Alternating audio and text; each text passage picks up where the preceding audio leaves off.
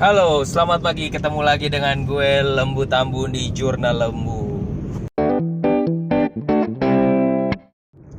Halo, ini surat cinta gue buat adik gue yang terkasih yang belum lama dia merayakan hari ulang tahunnya. Eh, Selamat buat lo bro, semoga sehat selalu dan sehat juga buat istri, juga kedua anak yang udah besar, luar biasa, pinter-pinter, cerewet-cerewet lagi, nyebelin. Dan podcast ini sengaja gue udah pikirin masak untuk buat podcast ini karena mungkin selama ini gue pengen ngobrolin soal kayak begini, tapi juga gue ragu kalau nyampein ke lo, mungkin nggak akan pernah bisa tersampaikan gitu. Makanya semoga dengan podcast ini lo denger sharing gue dan lebih fleksibel ya, maksudnya dengan lo dengerin podcast gue kan lo nggak ada tekanan sekalipun, lo cuma dengerin aja dengan santai. Dan kalau sama dengerin podcast kan lo bisa ngambil waktu yang benar-benar santai buat dengerin pesan gue ini. Nah, lo kalau kita flashback waktu itu, gue cuman bilang harusnya sih di usia lo yang waktu masih muda itu, ya di sekitar 20-an, lo harusnya udah bisa apa namanya, kerja dulu, terus kemudian habis itu lo kuliah yang benar dulu ya, stepnya kuliah dulu baru kerja gitu ya. Tapi harus disadari bro, harus diingat kembali, sejarah itu jangan pernah dilupakan. Lo udah married by accident ya. Nah, itu menyita waktu lo untuk apa namanya, untuk ya menimba ilmu, untuk bekerja dulu, mupuk duit ya. Lo kalau ingat masa-masa itu, betapa lo ingat kembali coba deh. Dan itu adalah masa-masa yang sulit buat lo karena lo tahu-tahu udah mau punya anak ya. Tahu-tahu harus menikah, ya kan? Kerja belum mapan, ya kan? Belum stabil bener. Terus kemudian habis itu kuliah juga belum, ya. Jadi banyak waktu yang kebuang sebenarnya, yang dimana lo bisa berinvestasi dulu, menabung dulu lebih banyak, baru lo memikirkan untuk persiapan untuk menikah gitu. Nah, eh, nah sekarang dengan perjalanan, terus kemudian lo pernah bekerja, terus kemudian abis itu lo dipecat ya gitu. Memang gue sadari itu suatu pukulan yang gak mudah bro ya, gitu. Itu sesuatu pengalaman yang gak enak ya, kalau dipecat itu gak enak gitu. Tapi gue cuman bilang lu harus berjuang terus buat menabung, buat berinvestasi, buat masa depan juga ya, buat anak-anak lo ya kan. Sekarang bukan zamannya lagi mikirin pacaran lagi, tapi bagaimana udah harus sebagai kepala keluarga secara dewasa mikirin buat anak-anak. Nah, karena harus mikirin anak-anak, berarti lo udah sudah saatnya juga bagaimana sebagai seorang ayah mikirin masa depan, mikirin untuk keuangan mereka, mikirin bagaimana ngatur keuangan. Itu sangat penting ya.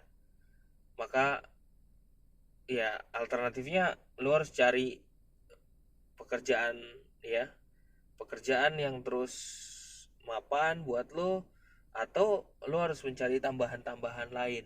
Nah, problemnya yang menjadi keprihatinan gue adalah, kalau menurut gue mungkin gue salah, adalah gaya hidup, pola gaya hidup yang menurut gue, yang selama gue perhatiin dari dulu hingga sekarang, ada sesuatu yang salah pola hidupnya ya. Yeah. Jadi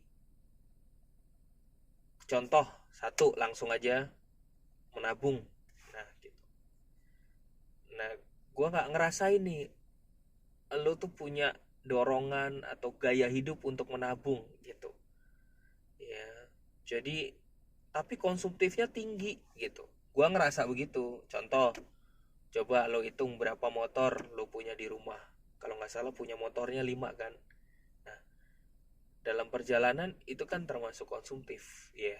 Contoh, lo sekarang berapa banyak, coba hitung berapa punya burungnya, berapa banyak di rumah. Tapi gua nggak tahu itu ngasilin duit apa enggak.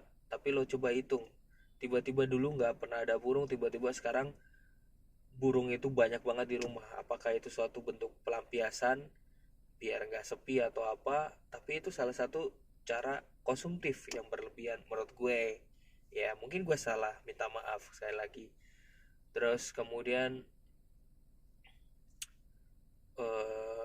mungkin dengan lo jalan-jalan dengan keluar lebih banyak, jadi itu juga mengkonsumsi keluar duit lo jauh lebih banyak.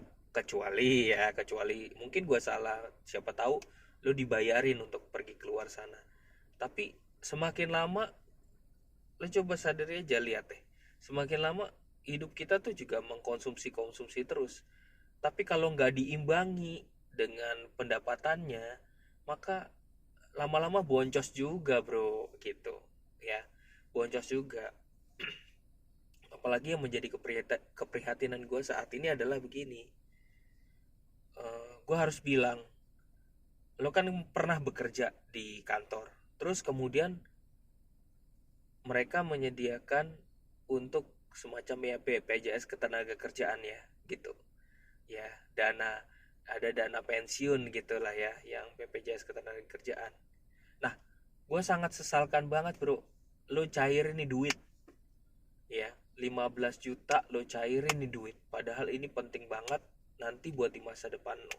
Yang lebih sedihnya lagi, ya, ini memang duit lo sih, tapi yang lebih sedihnya lagi adalah duit yang udah lo keluarin ini, ya, ingin lo pakai buat beli mobil, ya, buat beli mobil, buat DP mobil lagi, DP itu baru DP. Nah, sedangkan lo sekarang belum ada pekerjaan yang pasti buat nanti kalau dengan DP lo mau nutupin duit bulanannya dengan apa. Tapi gue mau tetap, pikiran gue mau tetap optimis buat lo, gue nggak boleh ngecewain lo, tetapi selalu pikirkan dengan masak-masak, jangan sampai mobil yang lo DP-in hanya dipakai buat gaya hidup yang salah. Kecuali mobil yang lo beli itu sesuai dengan kebutuhan lo dan lo pakai buat keperluan. Ketika lo beli mobil, punya mobil, lo banyak hal yang harus lo siapin. Kapan servisnya, terus kemudian tiba-tiba kebaret bagaimana, terus lo bisa bisa setiap bulan harus bayar DP berapa. Jangan cuma mikirin mobilnya doang, lo punya anak yang harus lo biayain sekolah, soalnya istri lo kagak kerja. Nah gitu bro, itu keprihatinan gue, perhatian gue yang saat ini menjadi sangat apa ya, eh, gue mungkin terlalu ideal kali ya, karena gue nih gara-gara belajar cerdas finansial, ketemu sama komunitas cerdas finansial, jadi otomatis tuh gue tuh greget kalau ngelihat ada sesuatu yang kayaknya karena pengaruh gaya hidup nanti udah diprediksi nih hasilnya. Nanti nih di masa tua nih, jangan-jangan ya, gue cuma takut aja, jangan-jangan lo nanti di masa tua lo akhirnya nggak punya dana abadi buat anak-anak lo. Terus kemudian akhirnya nanti lo kuliahin, lo ngutang sana sini buat anak lo kuliah, ujung-ujungnya nanti lo nggak punya dana abadi. Terus kemudian anak-anak lo suruh ngidupin lo berdua gitu. Sedangkan ini nih momen-momennya, masa-masanya produktif, lo harus produktif berdua. Jangan sampai nanti di masa tua lo nyiksa anak-anak lo juga untuk memikirkan lo, padahal lo harusnya bisa punya dana pensiun, dana abadi sendiri. Nah begitu bro, podcast gua hari ini. Dan eh, semoga lo tergelitik dengan pesan gua ini, eh, dan semoga lo lebih apa ya, lebih wise, lebih maju, lebih sukses selalu, karena gua ngelihat lo masih punya potensi yang sangat besar gitu.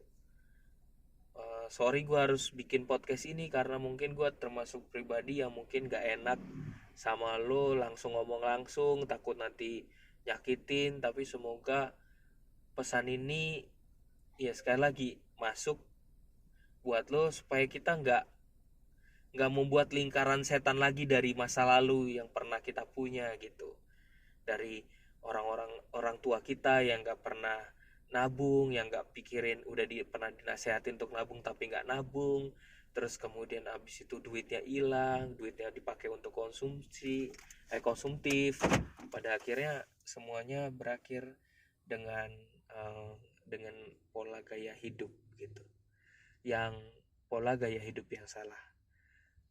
Semoga kita sebagai saudara nih sama-sama sekarang saatnya kita ke depan punya semangat untuk cerdas finansial buat anak-anak kita.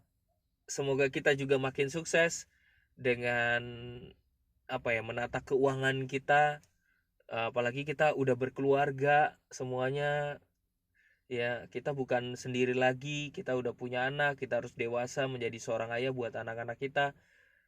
Gue selalu percaya sih ada konsep namanya like father like son. Kalau kita sendiri nggak benar, nanti anak-anak kita juga nggak benar. Kalau lu latih nabung dari kecil, maka nanti dia bukan jadi pelit di masa depannya, tapi menjadi orang yang bisa memanage uang. Nah, semoga lo terinspirasi dari podcast gue ini. Kalau ada salah kata, mohon maaf banget yang sebesar-besarnya.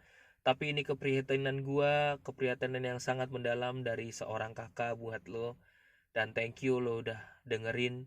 Gak tahu kapan lo akan dengerin podcast gue ini, tapi semoga lo bisa dengerin. Dan terima kasih buat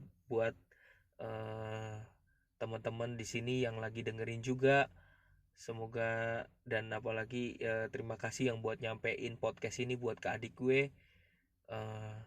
Semoga kita sama-sama menjadi bangsa Indonesia yang cerdas finansial. Salam sukses selalu buat lo bro. Selamat ulang tahun, happy birthday for you. Sukses selalu dengan usia lo yang masih selalu muda. Kejar mimpi lo terus. Thank you, bye bye.